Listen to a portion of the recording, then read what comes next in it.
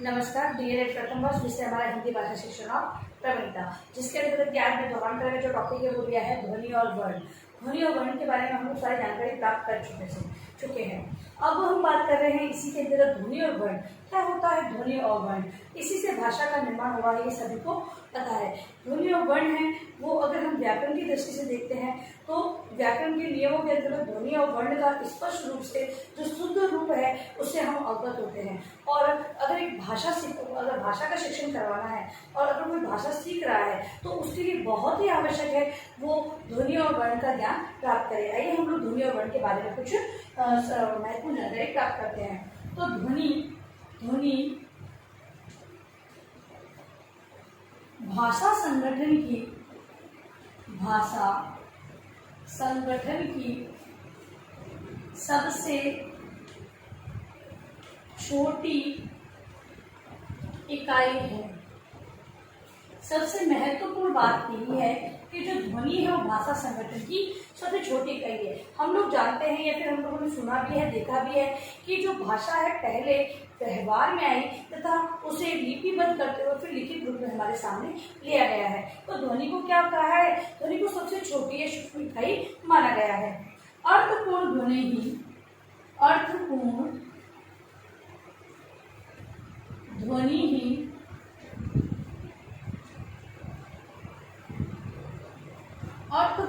ही सार्थक होती है। अर्थपूर्ण ध्वनि ही सार्थक होती है। अ क च त ये ध्वनियां हैं, इसे वर्ण में लिया गया है हमने, लेकिन अभी ये एक सार्थक अर्थ नहीं दे रही है। आप सब जानते हैं तो ध्वनियां तो है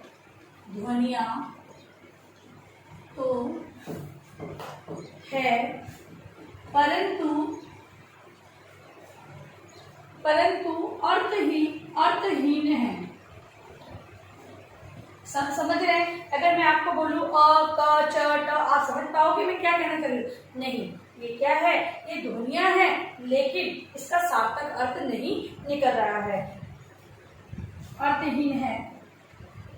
लेकिन ये अगर हाँ ना, अगर ये ऐसे बन जाती है, स्वर और व्यंजनों का जो सम्मिलित रूप बन रहा है, इससे क्या शब्द हो गया हाँ, यानी किसी चीज के लिए हाँ कहना, कोई बात के अंतर्गत हाँ कहना, ना यानी कि किसी को मना करने की स्थिति के बारे में, तो हाँ। लेकिन ये हाँ ना, कमल शब्दों में ध्वनियां अन्य ध्वनियों के सहयोग से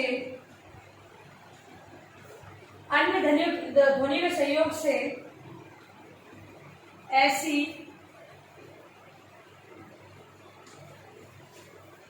ध्वनि समूहों की रचना करती है जिनका कोई अर्थ होता है। कहने का तात्पर्य ये है कि ये अभी स्वतंत्र रूप से ये ध्वनियां हमें सामने है, इसे ध्वनियां कह सकते हैं, लेकिन अर्थहीन होने के कारण इन्हें सार्थक ध्वनि के अंतर्गत हम नहीं ले सकते हैं। जबकि हाँ ना ये अन्य ध्वनियों की सहायता से एक सार्थक अर्थ को प्रदान कर रही है, इसीलिए इन ध्वनियों को हमने सार्थक ध्वनियों के अंतर्गत लिया है। अब जो ध्वनि है इनसे ही वर्णाक्षरों का निर्माण होता है, अक्षरों का निर्माण होता है। अगर हम भाषा संगठन की बात करें,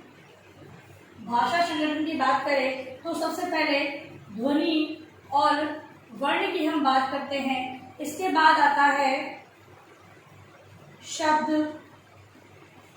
वाक्य, फिर उससे बनती है भाषा। ये है भाषा का संगठन हमारे सामने, ठीक है। अब ध्वनि और वर्ण की बात कर रहे हैं हम लोग, तो सबसे पहले हम लोग वर्णाक्षर को देखेंगे। वर्णाक्षर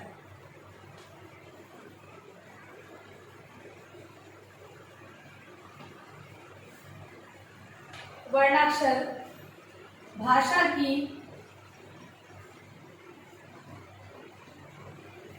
सबसे मौलिक इकाई, भाषा की सबसे मौलिक इकाई को ध्वनि कहते हैं, ध्वनि कहते हैं। वह ध्वनि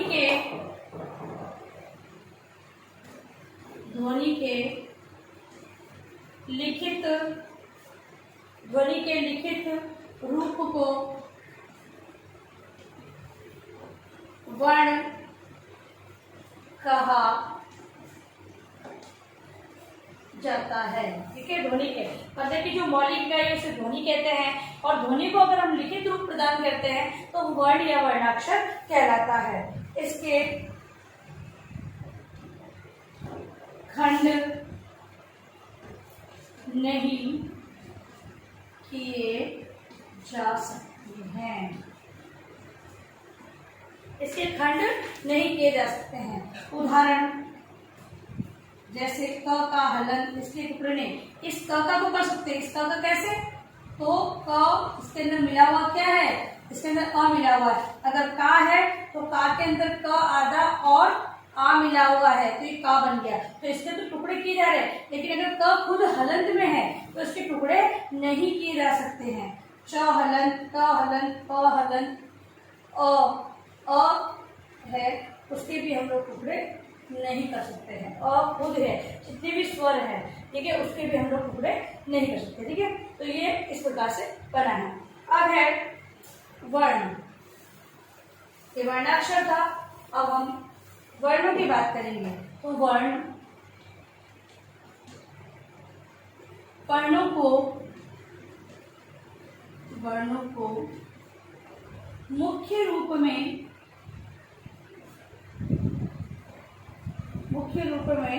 दो भागों में बांटा जाता है। वर्णों को मुख्य रूप में दो भागों में बांटा जाता है। कौन कौन से भाग, सभी जानते हैं। कौन से, स्वर और दूसरा क्या है, व्यंजन। ठीक है, स्वर किसे कहते हैं, जो स्वतंत्र रूप से उच्चारित किए जाते हैं, और व्यंजन जिन्हें स्वरों की सहायता से उच्चारण किया जाता है वो व्यंजन कहलाते हैं। तो वे वर्ण जिनका उच्चारण स्वतंत्र रूप में होता है, स्वतंत्र रूप में होता है, और जो व्यंजनों के उच्चारण में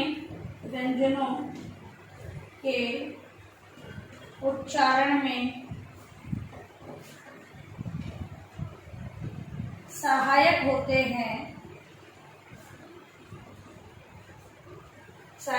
हैं, उन्हें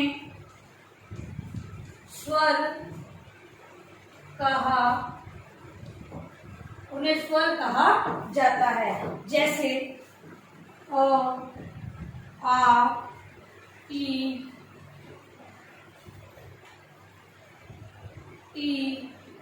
उ, री, ए, ऐ और औ, ओ, औ। ये क्या है, ये स्वर है। और स्वर जो हिंदी में है वो 11 स्वर माने गए हैं। होते 13 हैं, लेकिन जो 2 हैं उन्हें और अह उन्हें अलग माना गया, अंतर जो स्वर है उनके अंतर्गत लिया गया है। ठीक है, तो ये 11 स्वरों की हमें हमारे अंदर उदारता दी गई है। अब है जो स्वरों का वर्गीकरण।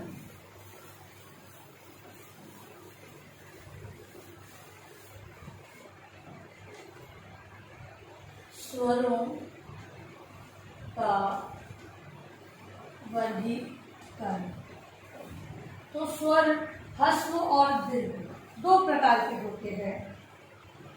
ह्रस्व और दीर्घ दो प्रकार के स्वर, दो जो हमने 11 स्वर पढ़े हैं इनमें भी 2 प्रकार के माने जाते हैं। तो जो ह्रस्व स्वर है, ह्रस्व स्वर है वे स्वर जिनके उच्चारण में समय कम लगता है, ह्रस्व स्वर कहलाते हैं, ह्रस्व स्वर कहलाते हैं। इनको मूल स्वर या लघु स्वर भी कहते हैं। अगर इनकी बात कर रहे हैं तो ये मूल स्वर या लघु स्वर भी इन्हें कहा जाता है। अब ऐसे स्वर कौन कौन से हैं तो नोट कर लेंगे कि अ, ई, उ, री तथा ये क्या है, ये 4 हैं वो लघु स्वर, ह्रस्व स्वर या मूल स्वर के रूप में हमारे सामने आते हैं। अब है दीर्घ स्वर, स्वरों की बात हो रही है। दीर्घ स्वर वे स्वर जिनके उच्चारण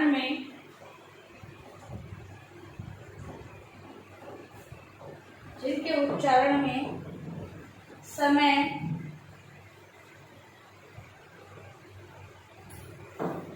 अधिक लगता है, दीर्घ स्वर कहलाते हैं, दीर्घ स्वर कहलाते हैं। अब दीर्घ स्वर उदाहरण के लिए कौन कौन से हैं तो बड़ी ई, बड़ा ऊ, आ नहीं लिखा मैंने, तो आ, बड़ी ई, बड़ा ऊ हो गया, ए आई दोनों इसमें आ जाते हैं और ओ औ भी इसी तरह आते हैं। तो ये क्या है, ये सारे दीर्घ स्वर है। आज के लिए इतना ही। अभी करना रहता है प्रश्न आपने समझ में आ गया। तो अगर स्वर के बारे में अगर लघु स्वर या ह्रस्व स्वर की बात करें तो छोटा होता है, ये मतलब कि लघु रूप इसका होता है, जैसे कि अ, ई, उ और री इसके अंतर्गत आ रहे हैं। और ये जो है इन्हें बोलने में कम समय लगता है, इसलिए लघु स्वर या ह्रस्व स्वर या जो ह्रस्व स्वर कहते हैं। तथा जो दीर्घ स्वर होते हैं इन्हें लघु की अपेक्षा ह्रस्व स्वर की अपेक्षा समय अधिक लगता है, इसलिए इन्हें दीर्घ स्वर कहा जाता है। और ग्रह कार्य लिखो अपना, ध्वनि और वर्ण से क्या तात्पर्य है, स्वर की परिभाषा, स्वर के अर्थ तथा इसके भेद को समझाइए। देखिए 2 प्रश्नों का उत्तर आपको अपने उत्तर पुस्तिका में अनिवार्य रूप से लिखना है और अंत में इस महामारी के दौरान कम से कम आवश्यक कार्य होने पर बाहर निकले। यदि बाहर जाते 3 बातों का विशेष ध्यान रखें, मास्क लगाए, सोशल डिस्टेंस बनाए और हाथों को बार बार सैनिटाइज करते रहे। सोशल डिस्टेंस का ध्यान रखें।